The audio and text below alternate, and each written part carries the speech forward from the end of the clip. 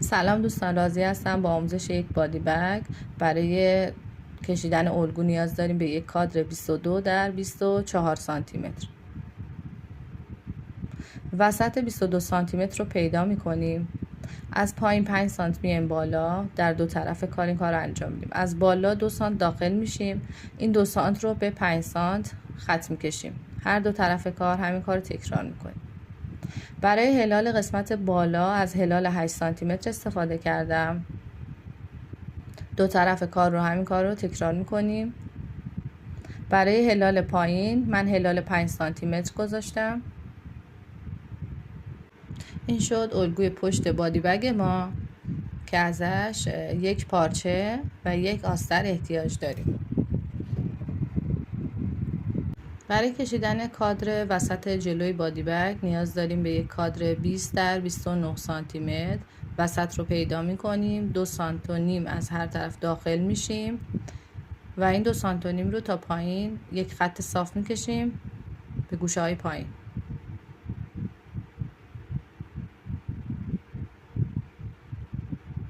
از این کادر یک پارچه، یک آستر احتیاج داریم.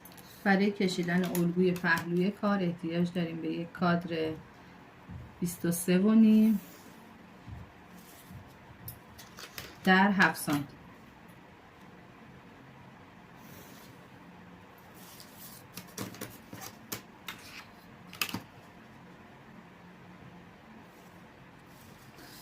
از گوشه کنار 2.5 سانت داخل میشیم، از پایین 6 سانت بالا میایم، 2.5 رو به 6 وصل میکنیم.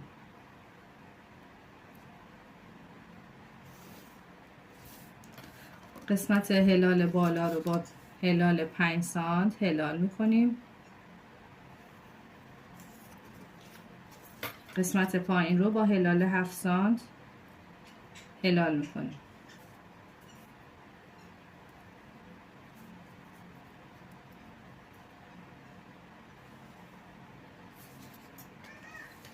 از این کادر 2 تا پارچه، 2 تا آستر احتیاج داریم.